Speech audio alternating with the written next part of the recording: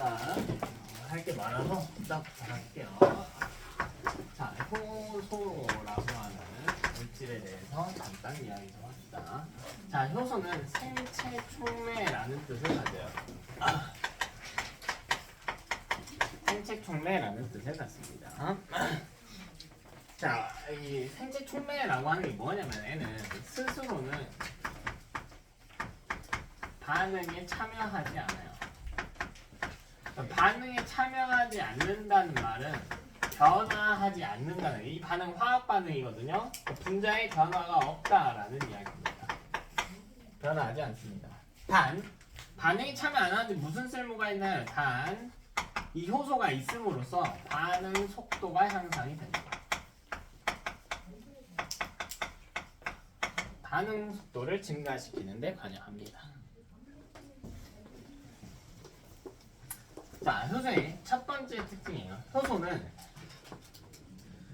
모든 물질 대사에 관여를 해줘야 합니다.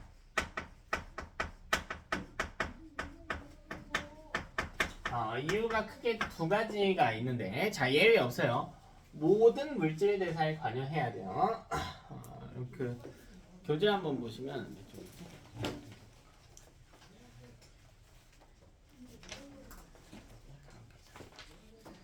교재 그 146쪽 한번 보실래요? 146쪽 보면, 자, 위에 그래프 두 개 나와 있어요. 자, 위에 계단처럼 생긴 그래프 있죠. 자, 왼쪽은 물질 대사고요, 오른쪽은 물질 대사가 아니야.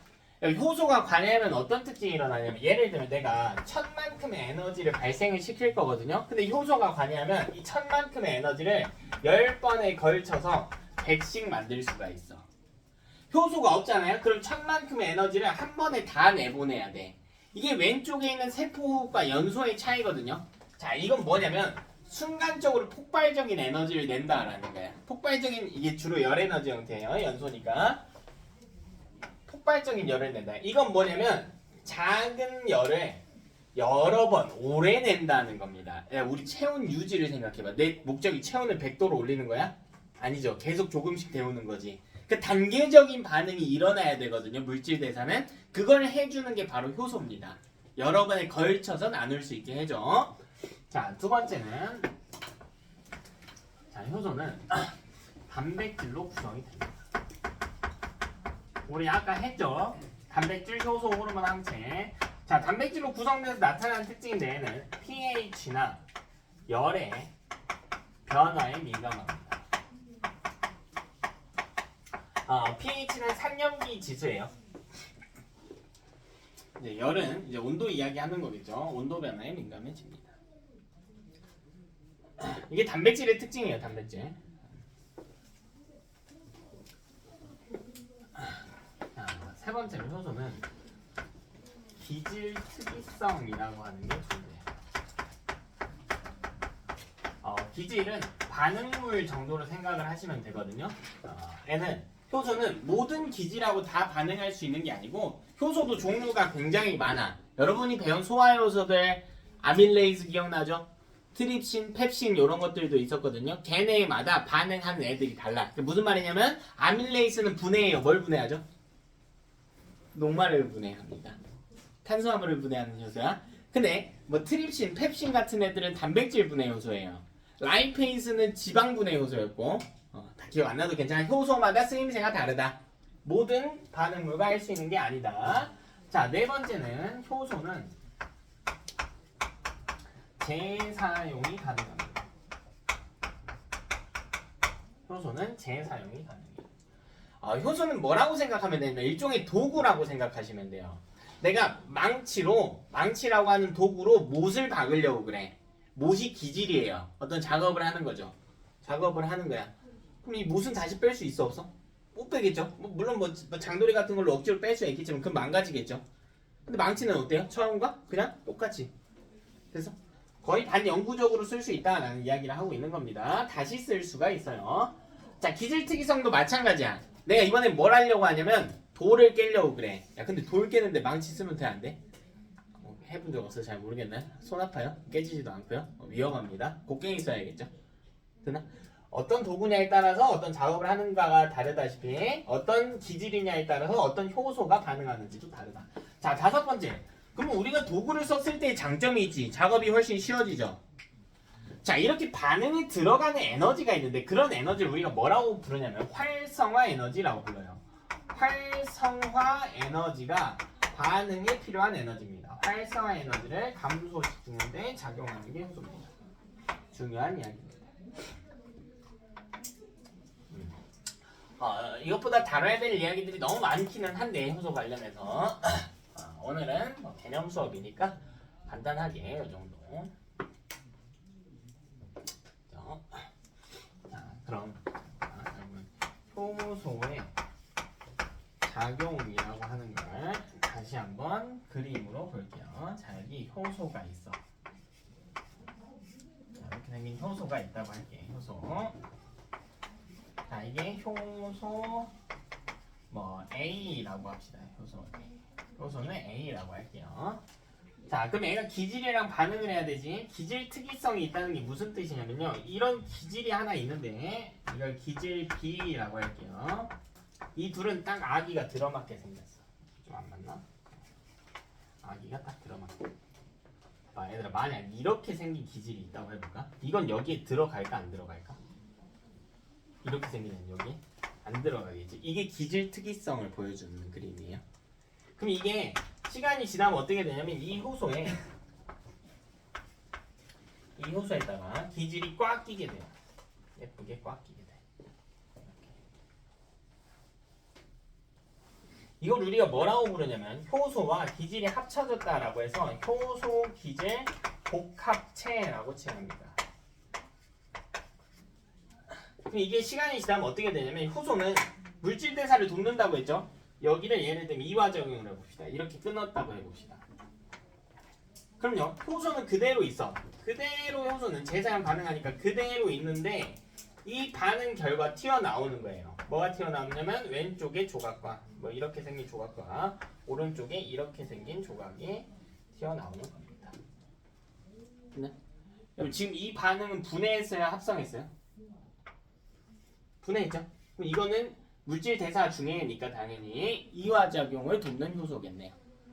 거꾸로 가면 동화작용을 돕는 효소인 거고요. 됐나? 자, 이번엔 이런 것도 한번 봐볼까요? 효소와 이 에너지라고 하는 것을 한번 따져봅시다. 아까 방금 뭐 활성화 에너지를 감소한다고 했는데 좀 더 디테일하게 한번 따져보자고요. 자, 반응에서 발생한 에너지는 두 종류가 있어요. 자, 첫 번째는 활성화 에너지입니다. 자, 활성화 에너지는 이렇게 기억을 해줘야 돼. 반응물과 최고점의 차를 이야기합니다. 반응물과 최고점의 차. 이걸 외워야 돼요. 자, 정의는 반응에 필요한 에너지를 이야기합니다. 반응에 필요한 에너지를 활성화 에너지라고 하고 이 활성화 에너지를 실제로 계산하는 방법은 반응물과 최고점의 에너지 차입니다. 외워야 돼요. 정말 중요한 이야기입니다. 자, 두 번째는 뭐냐면 반응열이에요. 반응열.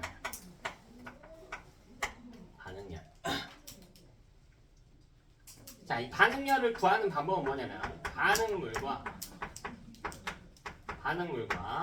생성물의 에너지 차입니다. 이 둘의 에너지 차를 반응열이라고 해요.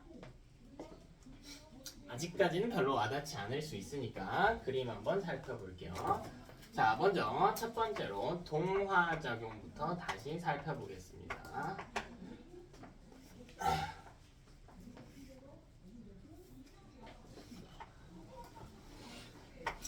동화작용 에너지 그래프 그릴까요? 근데 아까 그렸죠?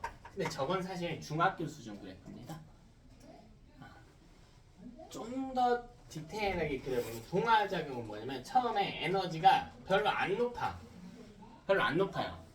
동화는 합성 반응의 일종이니까 에너지를 흡수해야 된다고, 결합시켜야 되니까요. 그러니까 에너지가 어떻게 되기는 해야 돼? 처음보다는 동화하려면 에너지 가져와야 되니까 에너지 어떻게 돼야 돼요? 높아져야지. 높아져야. 근데 이게 곡선 형태로 증가해. 이렇게 곡선 형태로 증가해. 근데 올라가고 끝이 아니고 마지막에 살짝 털어내요 에너지를. 이렇게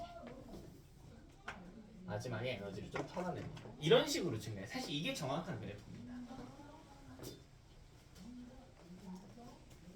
자, 그럼 여기서 찾아볼 거야. 뭐 찾아볼 거냐면 활성화 에너지와 반응열 찾아볼 겁니다. 그럼 활성화 에너지 찾는 방법 뭐라 그랬어요? 반응물과 어디에? 최고점의 차라고 그랬지. 여기 처음이 반응물이에요. 여기랑 여기의 차이. 이게 1번인 거야. 이게 1번. 찾을 수 있겠니? 어렵지 않죠? 반응열도 찾을 수 있겠나요? 반응열은 반응물, 처음과 생성물, 마지막에 에너지 차례. 즉 여기부터 여기까지. 이게 2번이래요.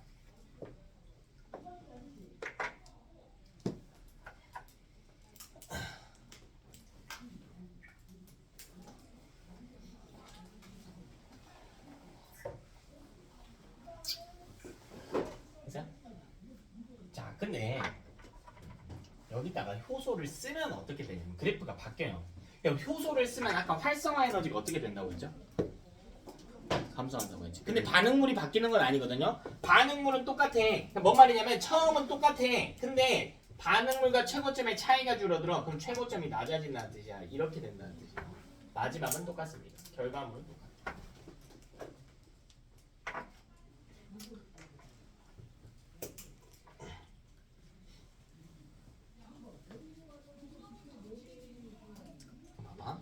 반응물 처음과 최고점 이 둘의 에너지 차 이게 활성화 에너지거든. 이걸 3번이라고 부를게요. 자, 그럼 이 초록색 그래프에서 반응열은요 4번입니다. 자, 이 위치를 알아야 돼. 나머지 막 이런 건 의미 없어요. 자, 다시 1번 정리할게요. 1번은 효소가 없을 때, 자, 이 흰색 그래프는 효소가 없을 때야. 효소가 없을 때 활성화 에너지. 자, 2번은 뭐냐면 효소가 없을 때 반응열이에요. 효소가 없을 때 반응열입니다. 그치? 그래서 3번은 뭐냐면 3번은 초록색 그래프의 반응물과 최고점의 차란 말이야. 초록색 그래프는 효소가 있을 때야. 3번은 효소가 있을 때 활성화 에너지입니다. 효소가 있을 때 활성화 에너지야. 자, 4번은 뭐냐면 효소가 있을 때 반응열입니다.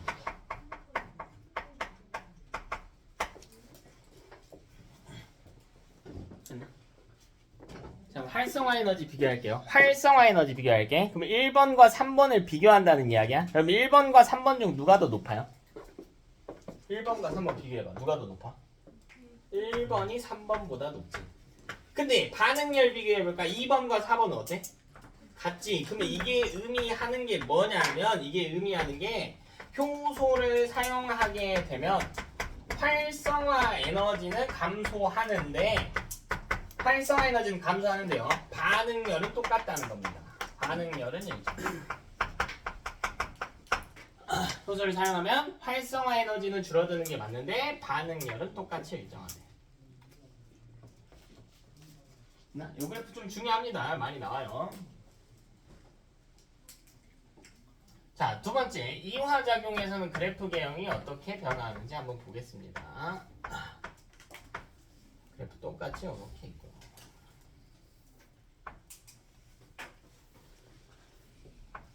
X축은 시간, Y축은 에너지라고. 우리 생각해보자. 여러분, 이화는 에너지가 높아지니 낮아지니? 이화는 부셨잖아. 그럼 가운데 있던 에너지 갖다 버리니까 어떻게 되는 거예요? 낮아지는 거지. 근데 이게 저기 보면 이화가 저렇게 생겼는데 실제로는 저게 아니고요. 어떻게 되냐면 처음에는 에너지를 넣어줘야 돼. 왜 부수려면 내가 에너지를 줘야 된단 말이야. 그 후에 에너지가 더 많이 나오는 거거든요. 그래서 그래프 개형이 어떻게 되냐면 처음에 여기쯤에서 출발했다고 하면 높아졌다가 다시 훅 떨어지는 거예요. 이게 이화작용입니다.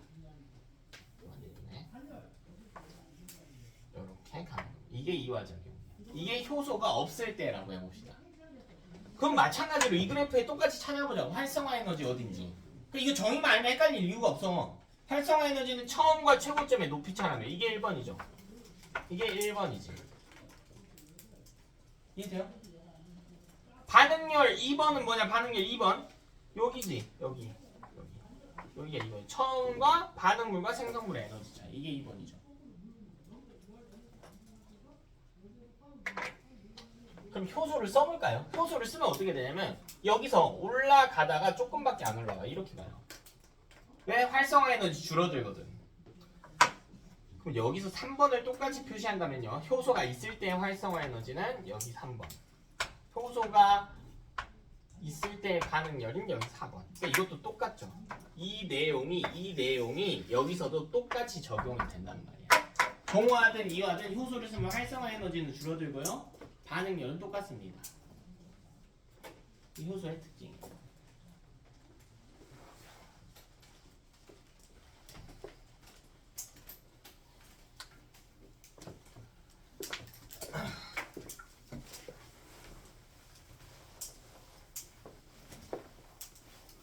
효소는 우리 몸에 꼭 필요한 물질입니다. 모든 물질 대사에 예외 없이 참여해. 세포, 호흡, 광합성, 단백질 합성, 분해 싹 다 효소가 관여합니다.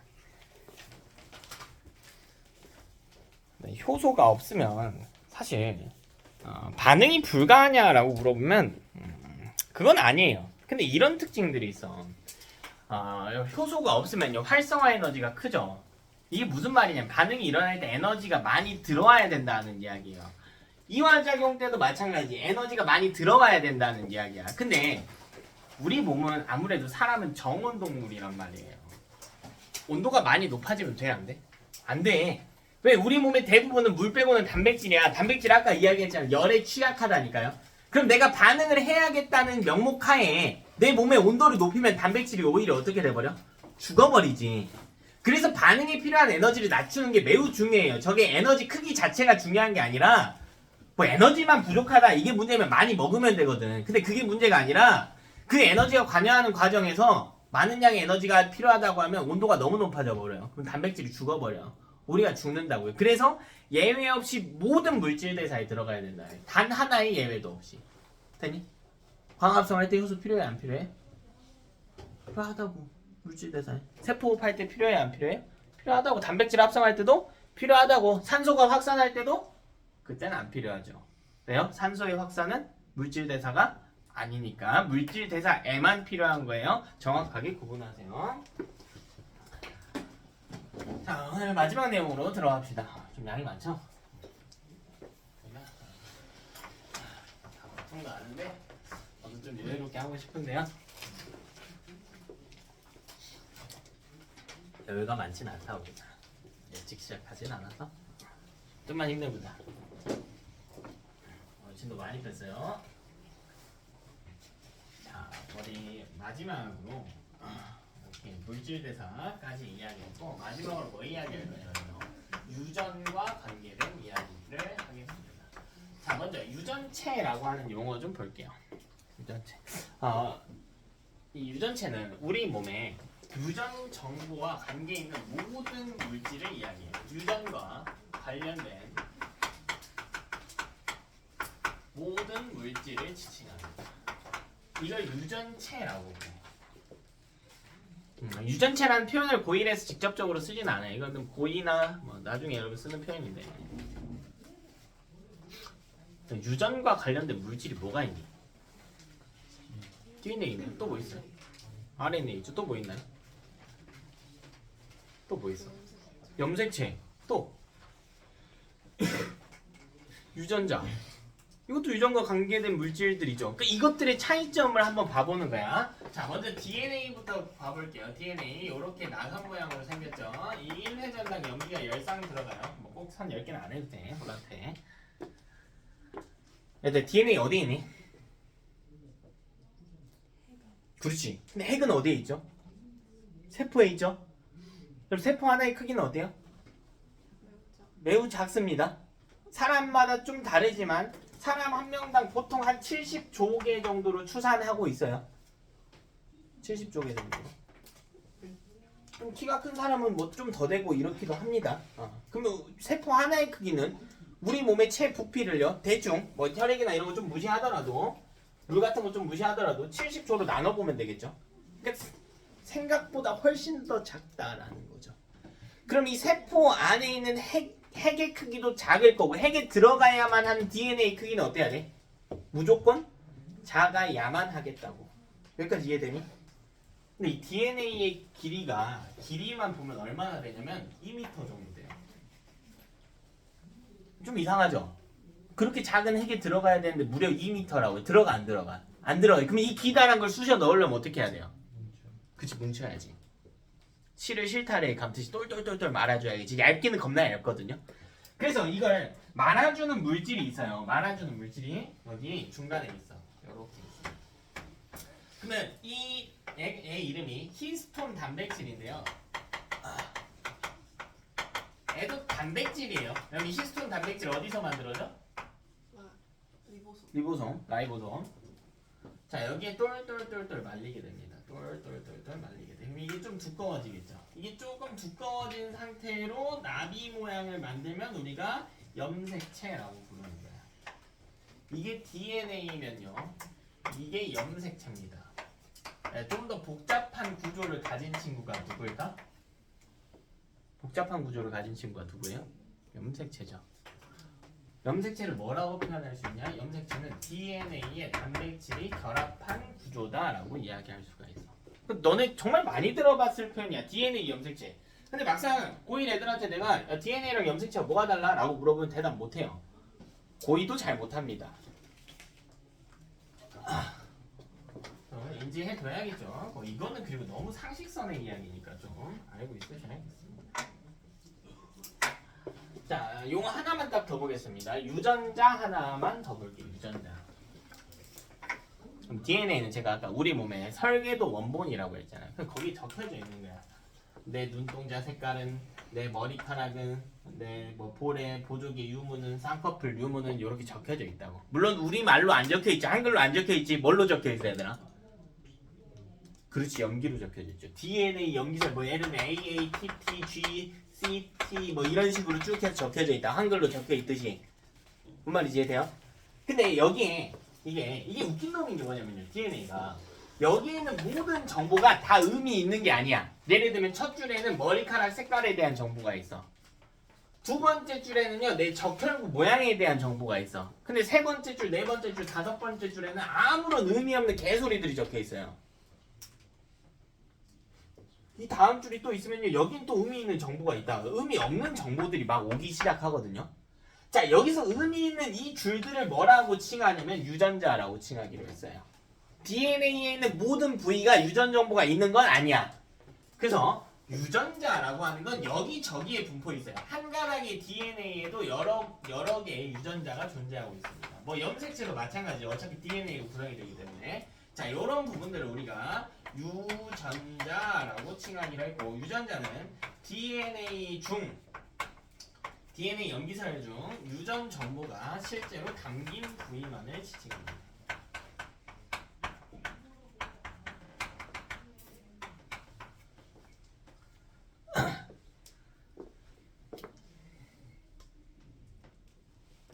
DNA 중에 유전 정보가 실제로 담긴 부위만을 유전자라고 칭합니다. 모두 유전자인 건 아닙니다.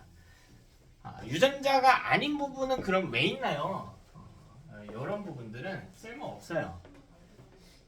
쓸모없는, 다시 사용하기 어려운 쓰레기를 지칭하는 영어가 뭐죠? 비슷한 요리들이 많아요. 뭐 가비지, 뭐 트래시 있는데 주로 음식 앞에도 많이 씁니다. 정크라는 표현이 있죠. 정크 푸드 하잖아. 자, 요 나머지 부분들은 정크 DNA라고 하거든요. 왜 있는지 몰라. 아직도 몰라. 연구가 아주 활발히 진행 중이에요. 왜냐면 사실 이 정크의 비중이 90%가 넘어. 실제로 쓸모있는 부분은 한 10% 정도밖에 안 된다는 거야. 그래서 이 정크의 기능에 대해서는 아직도 연구 중이고 밝혀진 부분들도 있고 막 이래요. 근데 우리는 거기까지 들어가지는 않고 유전자는 쓸모있는 부위만을 지칭한다. 됐죠? 자, 그럼 우리는 이 유전자를 토대로 우리 아까 했던 이야기를 좀 다시 한번 돌이켜볼까 합니다. 자, 우리 세포 내 정보의 흐름이라고 하는 제목을 가지고요. 자, 이런 정보가 흐르는 거예요. 정보가 흐른다는 게 뭔가요? 우리 아까 이미 했다고. DNA를 토대로 RNA를 만들었죠. 그 RNA를 토대로 뭘 만들었고? RNA 토대로 뭘 만들었어요? 단백질 만들었지. 이걸 정보의 흐름이라고 그래. 근데 이거를 설명하는 원리를 뭐라고 부르냐면요. 생명 중심 원리라고 설명을 합니다. 생명 중심 원리라고 이야기를 해요.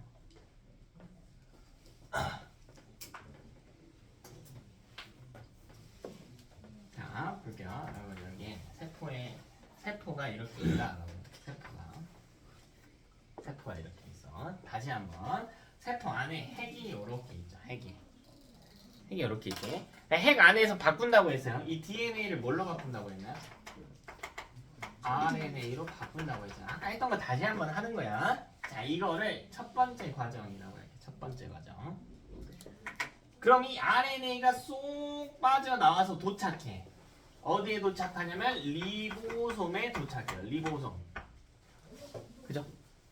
그럼 이 리보솜에서 일어나는 일을 약간 확대해서 보면 여기 도착한 RNA를 가지고 뭘 만드냐면요. 단백질로 만들어요. 이 리보솜에서. 이게 두 번째입니다.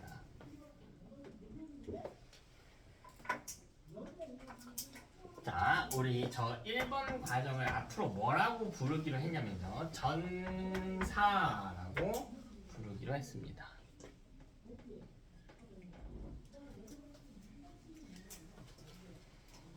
전사라고 부르기로 했어요. 전사. 자, 이 전사는 뭐 하는 거냐면 DNA를 일단 어디서 하는지부터 적읍시다. 핵 속에서 DNA를 토대로 RNA로 전환하는 걸 전사라고 부릅니다.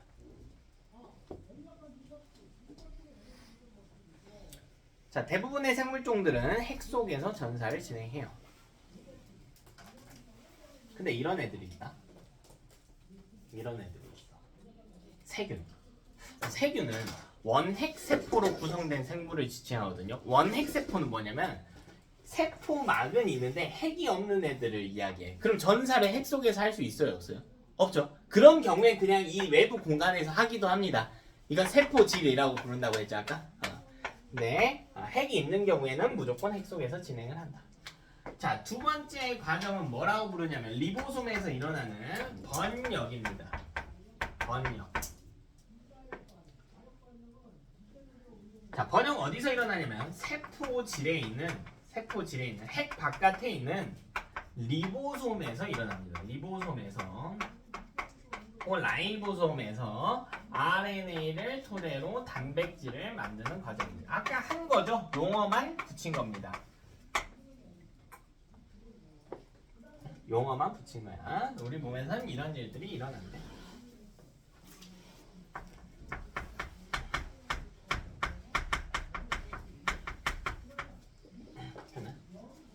알겠는데 대체 저게 어떻게 일어나는 거예요? 대체 저게 어떻게 일어나? 그럼 우리 실제 일어나는 과정에 대해서 한번 이야기해 봅시다. 자, 이 과정만 제대로 하면 오늘 끝.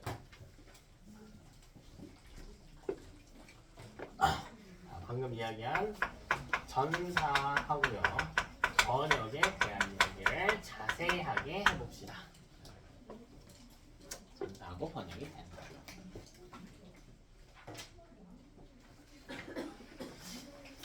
전사하고요. 자, 그럼 전사하려면 일단 필요해요. 뭐가 필요하죠? 전사하려면 뭐가 있어야 돼, 일단? DNA가 있어야겠지. DNA 한번 그려볼게요. 근데 여러분 세워서 그리면 헷갈리니까 눕혀서 그려볼게. 이렇게 한 가닥. 근데 우리 DNA 생각하면 한 가닥이 아니죠. 두 가닥이지. 두 가닥 이렇게. 됐나? 눕힌 거야, 얘들아. 원래 DNA 이렇게 세워져 있었잖아. 이거 그냥 눕힌 것 뿐이에요. 눕힌 거. 됐나? 그러면 이게 서로 마주보고 내놔야 된단 말이야. 그리고 여기서 결합해야 돼. 뭐와 뭐의 무슨 결합일까요? 여기 들어가는 게 염기와 염기 사이에 땡땡땡 결합. 염기와 염기의 무슨 결합이라고 그래? A 짝꿍은 T다, G 짝꿍은 C다. 이걸 뭐라고 불러서? 상호 상보적 결합. 그치 상보결합이라고도 그래요. 됐니?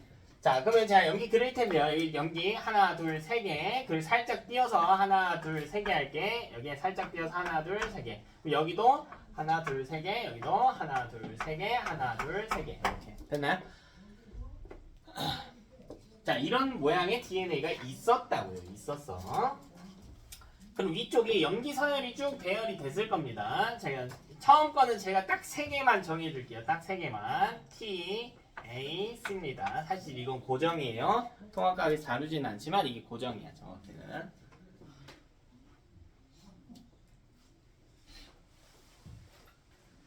그러나 다음에 염기가가 배치해봐. 6개. 아무거나 괜찮아. A, G, 다음 A래. AJ. 또 U는 DNA는 없어요.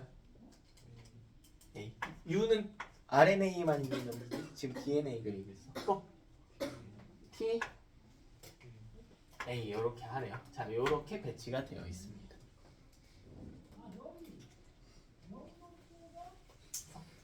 자, 그럼 우리 상보적 결합을 이용해서 채워야겠지. 석현아, 이 밑에 서열을 읽어볼래? T 밑에 누가 있겠니? 자, 쭉 읽어볼까요? T, G, C짝꿍 G죠. 다음 쭉 읽어볼까요? T, C, T, T, A, T 뭐 이런 식으로 배열이 되어 있다라는 거네요. DNA 염기서열 이렇게 갖다 놔. 자, 그럼 이게 DNA가 설계도 원본이라고 했잖아. 다시 내가 어떤 설계도가 있어 뭐 책인데 그냥 설계도라고 해볼게요. 자, 그럼 우리 목적은 뭐예요? 원본으로부터 뭘 만들어내는 게 목적입니까? 사본을 만드는 게 목적이에요. 그럼 봐봐, 내가 여기서 97페이지의 사본을 만들려고 그래.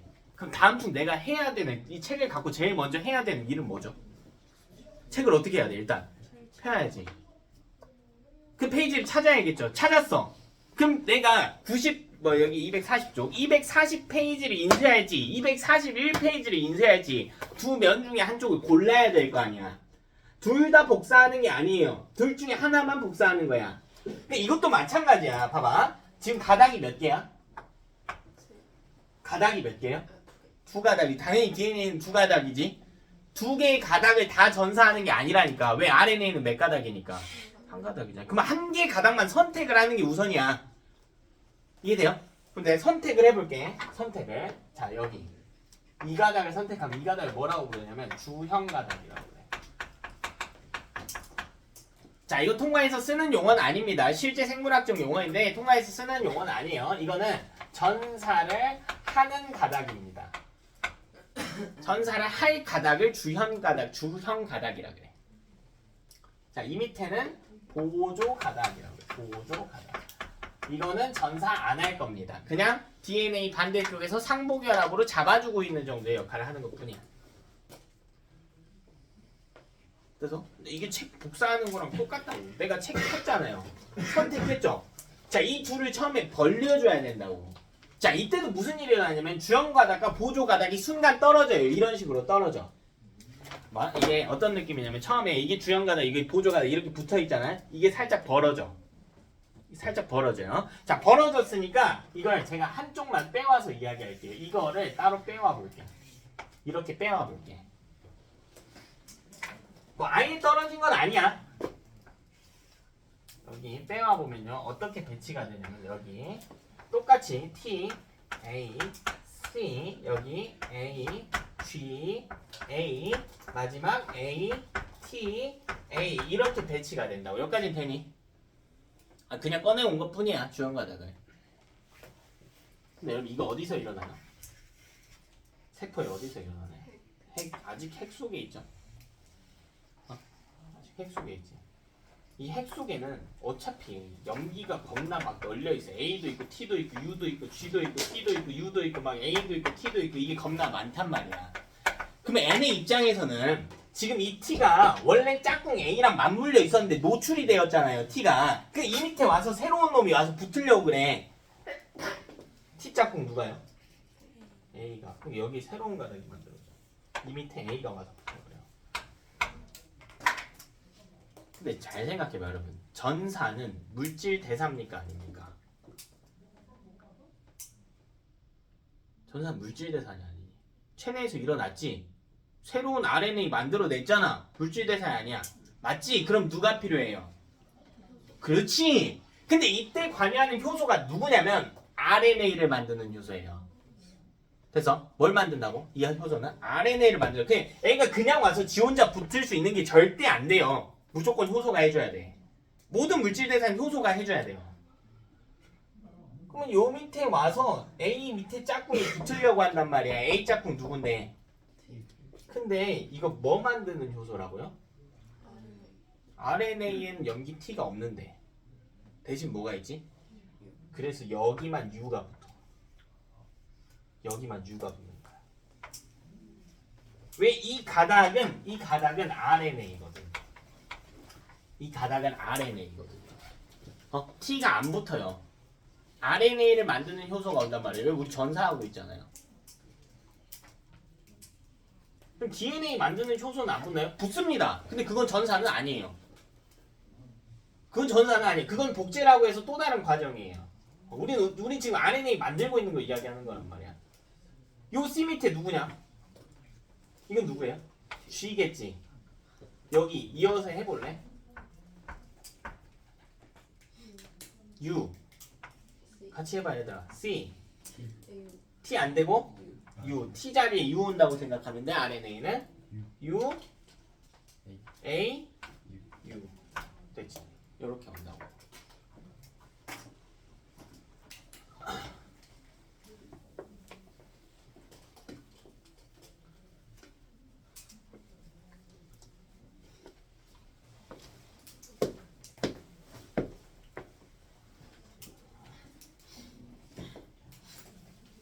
이렇게 온다고. 그럼 지금 우리 어디까지 했냐면요. DNA 두 가닥이 있었어. 자, 예를 들면 이렇게 두 가닥이 있었어. 자, 근데 두 가닥 중에 내가 이 위에 가닥을 복제하고 싶어. 그래서 어떻게 했어요, 제가? 이걸 떨어뜨렸죠. 이렇게 떨어뜨렸지. 그리고 이 가닥은 그대로 남아 있는 거야. 그대로 남아 있는 거고, 이 가닥 밑에, 이 DNA 가닥 밑에 새로운 가닥을 가져왔죠. 이건 뭐예요? RNA죠. 됐나? 자, 그럼 이 다음에 어떻게 되냐면 RNA 우리한테 필요한 건 뭐야? DNA, RNA야. 중간에 있던 RNA만 쓱 빠져나와요. 그리고 애는 다시 닫혀. 그리고 애랑 얘랑 다시 붙는 거야. 어떤 느낌인지 알겠어? 내가 이 영상을 보여주면 좋은데 시간이 없어가지고. 요게 벌어진 윗가닥 밑에 RNA 쭉 붙고요. 그 RNA 떨어져 나가고 다시 얘는 닫혀서 서로 붙어요. DNA 형태 유지가 되는 거지. 마치 내가 책을 복제를 할 때 처음에 이 두 페이지를 떨어뜨려 놨다가 복사하고 다시 닫으면 이 두 페이지가 붙는 것처럼. 어떤 느낌인지 알겠어? 그럼 여기서 이 RNA를 어쨌든 다시 끄집어 와야 된다고. 이게 다시 떨어져 나가야 된다고. 이거 갖다 줘야죠. RNA 갖고 뭐 할 거야 지금? 어디다 갖다 줄래요? 리보솜에 갖다 줘야지. 이 RNA가 아까 여기서 핵공을 빠져나와서 리보솜으로 이동합니다. 그럼 이동한 RNA의 모습을 다시 한번 그려봅시다. 자, 뒤집어서 놓을게요. 헷갈리니까 A, U, G, U, C 다시 그리는 것 뿐이야. U, U, A, U 이렇게 오겠지.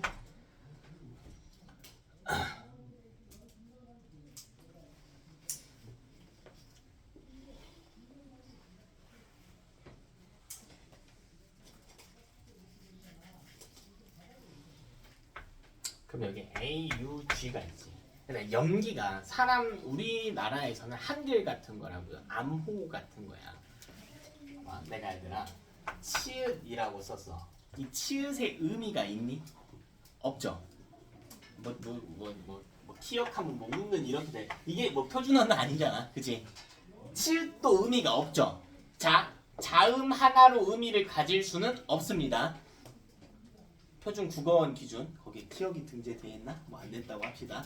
자, 그럼 애가 뜻을 가지기 위해선 최소 모음 하나는 와줘야 돼요. 이렇게요. 그럼 한글은 자음과 모음 최소 몇 개가 있어야 뜻을 가진 어휘가 될 수 있냐? 하나씩은 있어야지. 최소 2개는 있어야지. 근데 얘네는 우리랑 언어 시스템이 다르잖아. 얘는 3개예요. A만 있어서 의미가 안 돼. 몇 개냐면 3개가 와야만 의미가 된대. 이해됐어? 3개만 와야만 의미를 가진대. 자, 세 개의 이유도 이따가 소개를 해줄 거야. 근데 우리 목적 다시 한번 상기해 봅시다. 우리 뭐 만들 거죠? 단백질 만들 거야. 단백질 만들려면 뭐가 필요할까? 단백질 재료가 뭐야? 아미노산이지. 자, 여기 리보솜 안에 RNA가 도착했어. 리보솜에서 RNA 가지고 단백질 만들어 줄 거예요. 내가 그걸 할 수 있는 어떤 기술이 있는 기술자라고 해볼게. 근데 나한테 조수가 있어. 조수가. 유서가 좀 도와준다고 할게. 자, 조수한테 내가 말을 해주는 거야. 단어 하나를 던지는 거야. 예를 들면 이 책을 만들려고 할 거야. 그럼 앞표지라고 하는 단어를 주는 거예요. 그럼 조수가 그걸 갖다 주겠지. 이 자리에 갖다 놓을 거야. 그리고 내가 책 등이라고 하는 단어를 주면 또 갖다 줄 거예요. 책 뒷표지라고 하면 그걸 또 갖다 줄 거야. 몇 페이지라고 하면 그걸 갖다 줄 거라고. 그 단어에 따라서.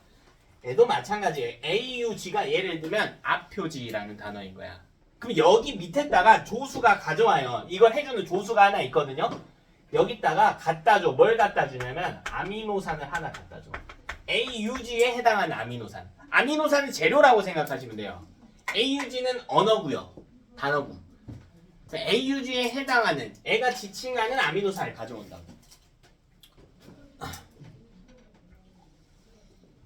근데 여기 어휘가 또 있잖아. 이 UCU 밑에 해당하는 아미노산을 또 갖다 준다고. 아미노산 2번 아미노산을 갖다 준다고.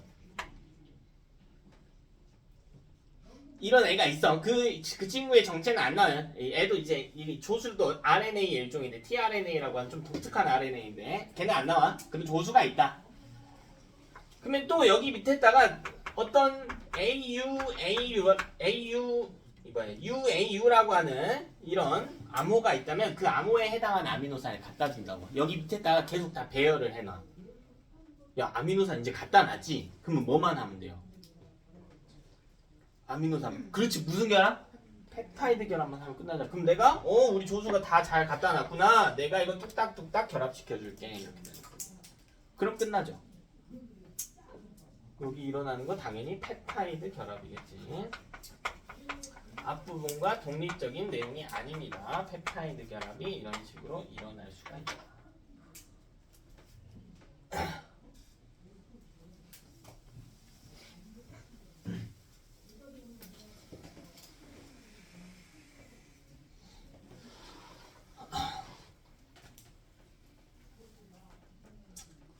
됐나? 다 했습니다. 다 했는데 여기서 약간 센스 있는 친구들을 한번 검증을 해볼게요. 제가 이게 잘 되나 한번 봐볼게. 잘 봐. 지금 보조가닥과 RNA의 서열 한번 눈으로 보세요. 보조가닥과 RNA의 서열. 이 가닥과 이 가닥의 서열. 봤나요? 두 서열은 어때요? 어떤 특징을 가지고 있죠? 이 가닥과 이 가닥. 무슨 특징을 가지고 있지? 어렵지 않아. 거의 똑같아요. 근데 뭐가 다르죠? T가 뭘로 바뀌었어? 이게 왜 그런지 알겠니 얘들아? 보조가닥은 주형가닥과 무슨 결합을 한 관계죠? 그치? RNA는 다시 주형가닥과 무슨 결합을 한 관계예요? 상부결합을 한 관계지. 그럼 두 가닥은 RNA든 보조가닥이든 주형가닥과 상부적인 관계이기 때문에 두 가닥의 서열은 똑같단 말이야. 단 DNA고 RNA의 차이가 있기 때문에 T가 U로 바뀌어 있기는 하다고요. 됐나? 내용을 이해하면 이런 것들도 보이는 거야. 자, 그럼 이번에는 이 염기의 조합에 대해서 이야기를 좀 해봅시다. 자, 두 가지 용어를 유의해서 보셔야 됩니다. 자, 첫 번째는요. 3염기 조합이라고 하는 표현이에요. 자, 그럼 대충 세 개인가 보다 하면 안 돼. 정확하게 알아야 돼. 구분해야 돼요. 자, 얘는 염기 3개는 맞는데 이건 DNA에서 염기 3개를 지칭합니다. 염기 3개는 DNA에서 염기 3개를 3염기 조합이라고 그래요. 영어로는 트리플렛 코드라고 그래요. 자, 두 번째 용어는요. 코돈입니다. 코돈은 염기 3개는 맞는데 이건 RNA에서 염기 3개예요.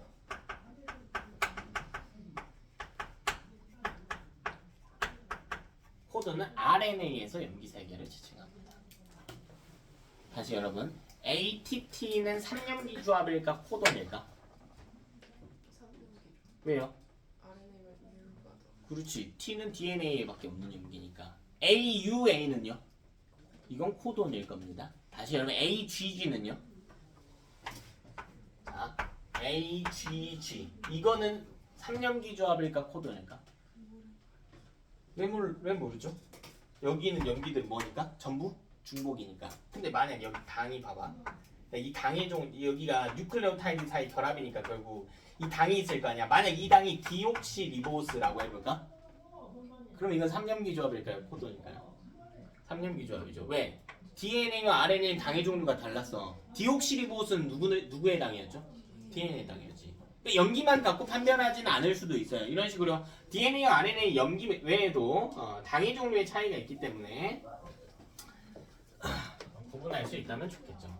그럼 나는 궁금하다고요. 왜 대체 5회 3년기 조합인가? 왜 대체 3년기가 중요한 건가? 이게 궁금하다고. 자, 그럼 가정을 해봅시다. 만약에 2연기 조합이야. 자, 그럼 연기는 초성 정도 되는 거예요. 자음, 모음 정도 되는 거야. 그럼 두 개의 이 연기를 조합시켜서 내가 뜻을 만들어 볼게. 단어를 만들어 볼게. 자, 이거 뭐 RNA 기준으로 놉시다. RNA 기준으로. 네, RNA에 들어갈 수 있는 연기는 몇 종류가 있죠? RNA에 들어갈 수 있는 연기는? 네 종류죠. 여기 중에 여 자리에 A든 U든 G든 C든 내 마음대로 넣으면 돼. 자, 여기도요. 몇 개 쓸 수 있냐면 4개의 조합을 쓸 수가 있어요. A, U, G, C 중 아무거나 넣으면 돼.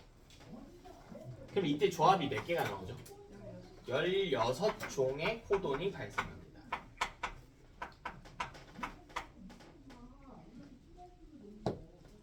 종의 코돈이 발생해요.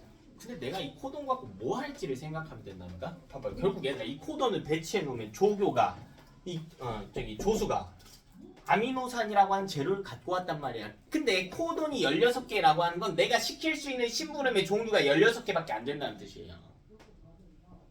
근데 그 심부름은 결국 다 뭐 가져오는 거라고요? 잘 봐봐 얘들아. 아미노산은 몇 종류예요?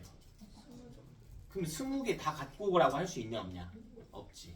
내가 써야 될 물건은 1번부터 20번까지 20종류인데 내가 쓸 수 있는 단어가 16개밖에 없다니까요. 그럼 4개는 못 가져오라고 하겠지.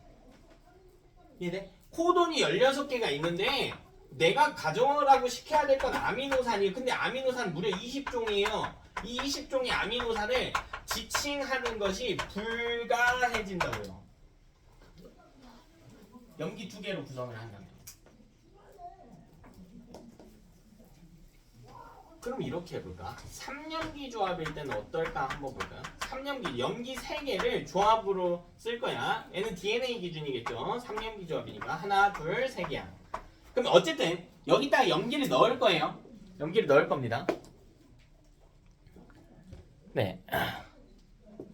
자, 이 자리에 염기 몇 개 중에? 4개 중에 하나. 이 자리에 몇 개 중에? 4개 중에 하나. 이 자리에 몇 개 중에? 4개 중에 하나. 그럼 코돈 몇 종류 만들 수 있어요? 64종의 코돈을 만들 수 있어요.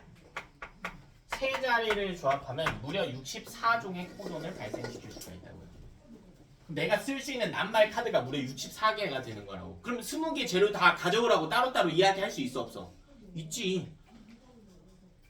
내가 쓸 수 있는 번호가 어휘가 64개나 된다니까? 그러면 이거는 20종의 아미노산을 모두 지칭하는 것이 가능해진다는 이야기예요.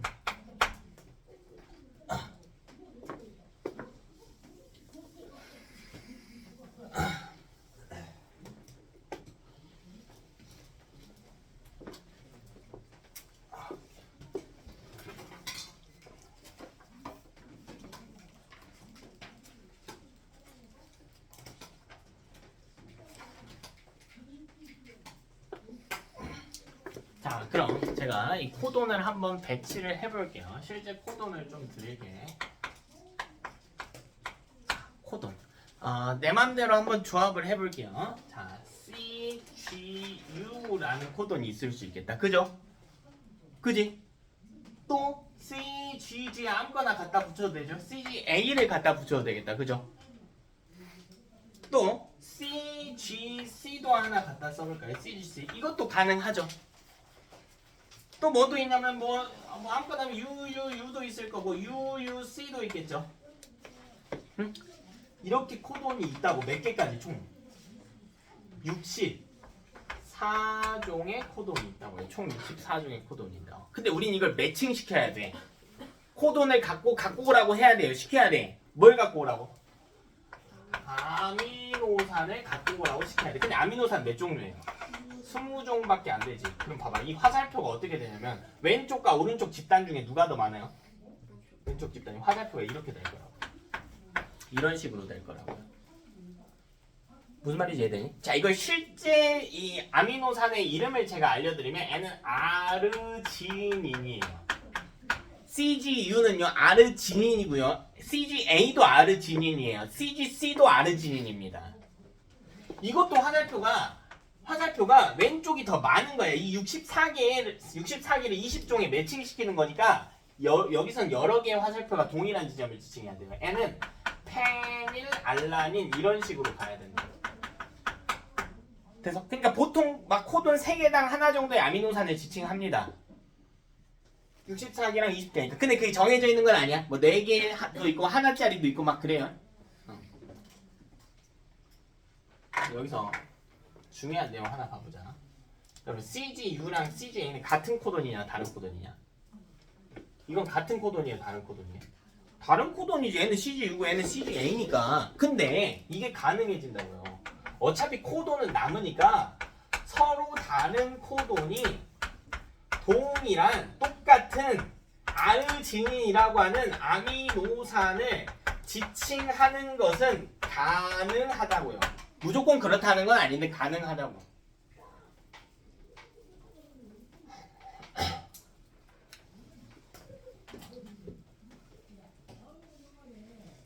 근데 이거 말장난 할 때가 있어. 뭐라고 말장난 할 때가 있냐면요. 하나의 코돈이. 자, 그럼 하나 마음에 드는 걸로 집어봐. 마음에 드는 걸로. 뭐 집어? 주영아 뭐 집어? 코돈 마음에 드는 거 짚어봐. UUU라고 하래. 근데 UUU는 뭐 지금 심리 상태야? 자, 이 UUU는 어떤 아미노산을 지칭하죠? 페닐알라닌만 지칭한다고. 페닐알라닌만 지칭한다고. 봐봐, 내가 이런 분무기를 만들 때 우리 조교한테 시킬 거야. 조수한테 내가 뭐라고 할 거냐면, 야, 분무기 헤드 갖다 줘라고 할 거야. 내 헤드라는 용어를 썼지. 그 헤드라고 한순간 무조건 이 까만 부분 갖다 주지 않겠냐? 하얀 부분 갖다 주는 데 있어 없어? 요새는 있을 것 같긴 한데 웬만하면 없겠죠. 같은 이야기예요. 이 코돈이 지정된 순간 코돈은 여러 아미노산을 지칭하는 건 불가합니다. 지칭하는 것은 불가해요. 이게 이 표에서 나타나는 거라고요. 되니? 여러분 아미노산 이름은 싹 다 외울 필요 없어요. 매칭시키는 것도 할 필요 없어. 이거는 여러분 고3 때도 다 안 합니다. 이건 나중에 여러분 생명과학 전공하면 하는 거고 저야 뭐 전공했으니까 알고 있는 거고요. 여러분 교재에 보시면 158쪽 보시면 나타나 있어요. 코돈과 아미노산 표가 나타나 있어. 보여요? 거기 보이나요? 뭐 UUC 하고 보이죠? 여러 개 또 보이죠? 요거 문제 보면은 나와 있으니까 그냥 보고 읽는 정도면 됩니다. 자, 그럼 알라닌 한번 찾아볼까요? 알라닌 지정하는 코돈이 뭐예요? GC? 왜 두 개야? GC? C거나 GC? A죠? 알라닌 보이나요? 알라닌? 어디 있니? 여기 보이지? 밑에 줄에 맨 끝에서 세 번째, 뒤에서 세 번째 알라닌 있네요. 됐나? 두 개 있죠? 자, 이런 식으로 지정한다. 다시 여러분 봐봐. 알라닌을 자 이해했나 보자. 알라닌을 지정하는 코돈이 뭐가 있다고요? G, C, A거나 하나 뭐래? G 보고 읽어봐. 뭐라고 돼 있어? C라고 되어 있지? 자, 여기서 제가 조금만 말을 바꿔볼게요. 알라닌을 지정하는, 그렇다면 알라닌을 지정하는 3염기 조합은 뭘까요? 이해했나 한번 봅시다. 알라닌을 지정한 3염기 조합은 뭐죠?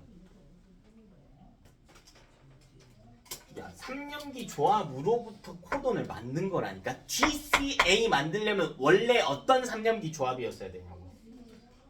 C, G, T죠. T. 여기 U 아끼면 안 돼. 3염기 조합은 T 아니 A니까 또 뭐 있어요? C, G, G. 역으로 하는 거죠. 됐나?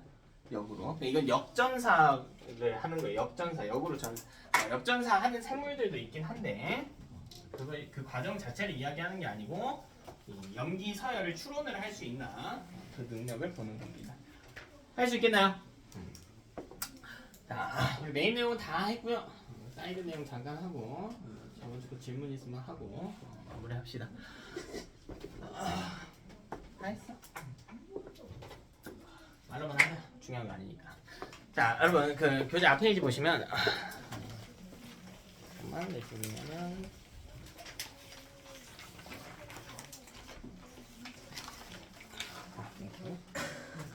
어디냐 그 2번에서 오른쪽 157쪽 오른쪽에 그 표 바로 밑에 보면요 동글뱅이 3번에서 유전 부호 체계의 공통성 보이나요? 157쪽 표 바로 밑에 157쪽 표 바로 밑에 저기 뭐 3염기 조합 코돈 바로 밑에 유전 부호 체계의 공통성 보여요? 됐나? 거기 별표 하나 해놓으세요. 자 그게 무슨 말인가 하고 보니까 지구상의 모든 생명체는요 같은 부호를 사용한대. 유전 암호를 사용한대요. 자 이게 무슨 말이냐면 우리 인간이 DNA 서열에 ATGC 쓰고 RNA 서열에 AUGC 쓰고 이 염기를 조합할 때는 3개씩 묶어서 조합하고 이런 원리가요 나머지 생물들도 모두 다 가능하대.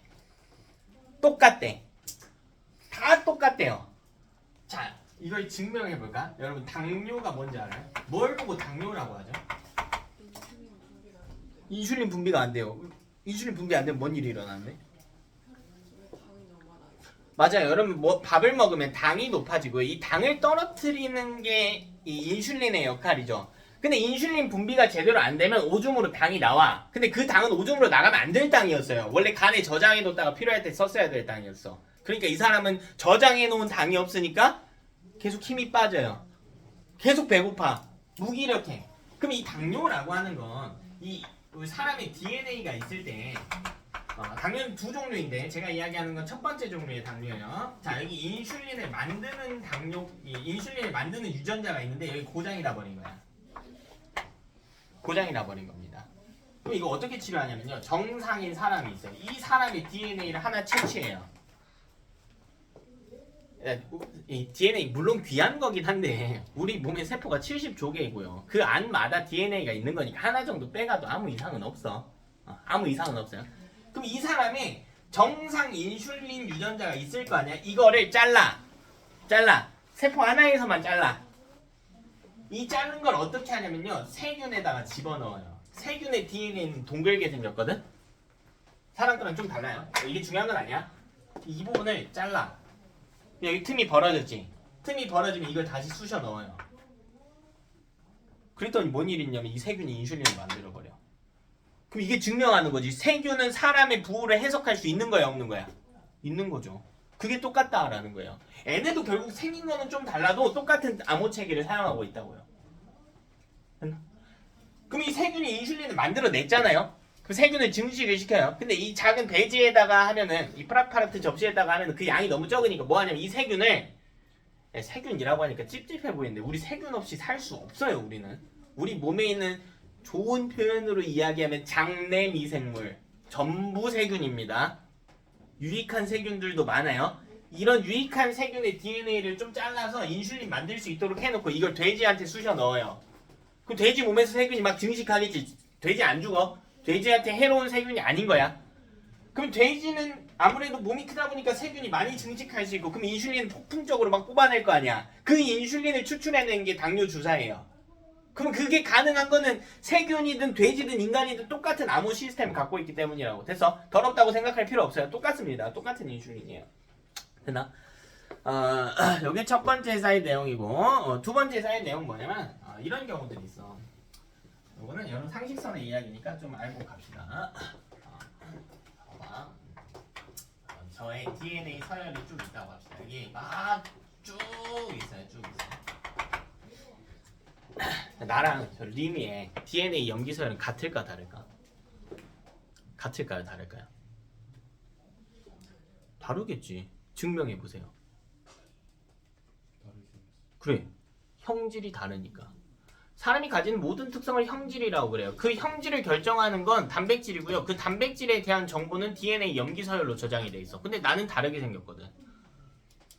누구와도 다르게 생겼죠. 우리 모두 염기 서열은 서로 어때요? 다르지. 다시 나랑 윤서랑 염기 서열이 다 달라야 될까? 아니, 좀 기분 나쁠 수도 있겠지만 같아야만 하는 부분도 있어요. 우리 눈동자 개수 몇 개여야 돼요? 2개여야지. 적혈구 무슨 모양이어야 돼? 원반 모양이어야지. 이렇게 공통적인 부위도 있단 말이야. 무슨 말인지 알겠어? 다 똑같진 않겠지만 공통적이어야만 하는 부위들이 있어요.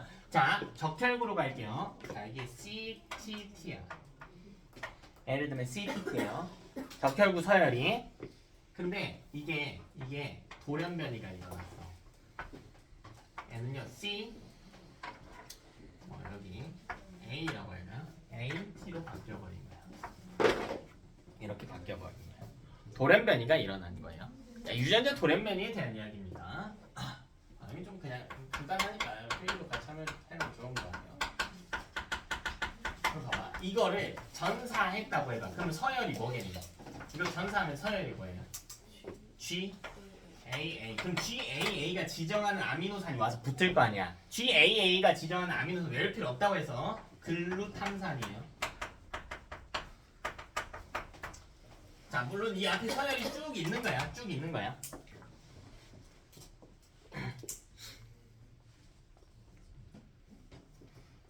그럼 봐봐. 이거는 돌연변이가 일어난 놈은 전사해볼래? 이건 뭐예요?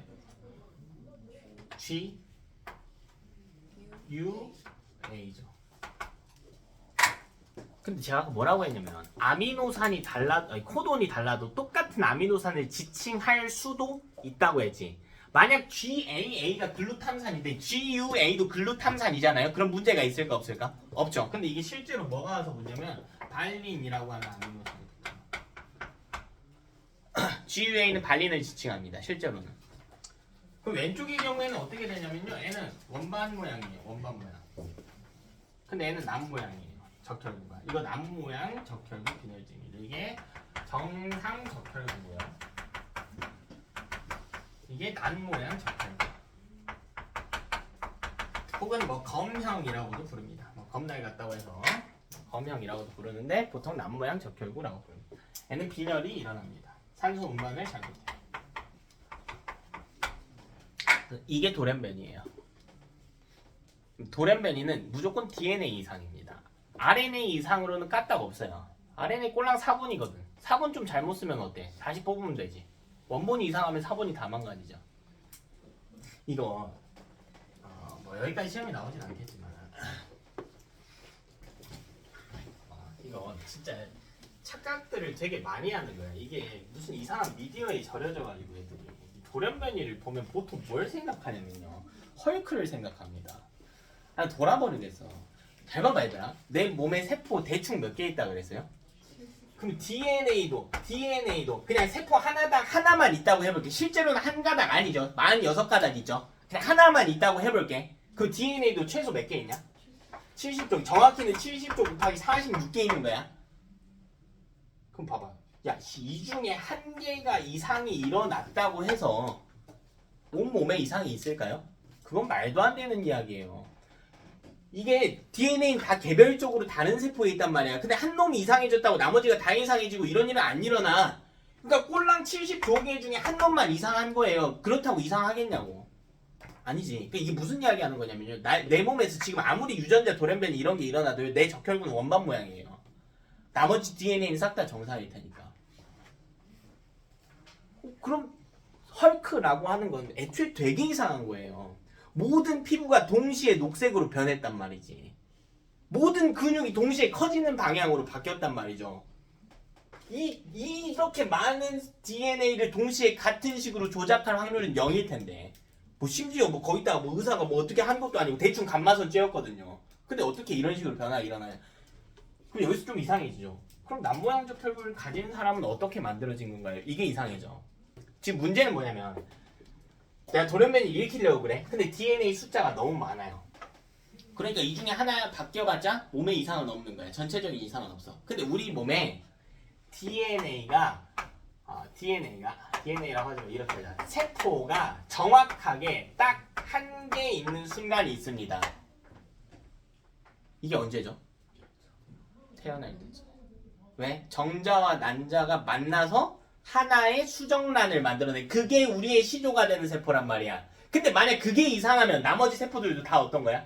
이상한 거지, 그때부터는. 그러니까 이 돌연변이라고 하는 건 태어난 이후에는 발생하는 게 아니에요. 이건 언제 발생하는 거냐면 부모의 생식세포 형성 시만 발생하는 거예요. 생식세포 형성 시만 발생한 겁니다. 된다? 이런 걸 유전자 돌연변이라고 그래요. 유전자 돌연변이. 그러니까 남모양 적혈구가 있다? 이건 뭐 슬프지만 전부 다 이건 부모 잘못이에요. 본인 잘못은 단 하나도 없어요. 태어날 때 그렇게 정해진 거거든.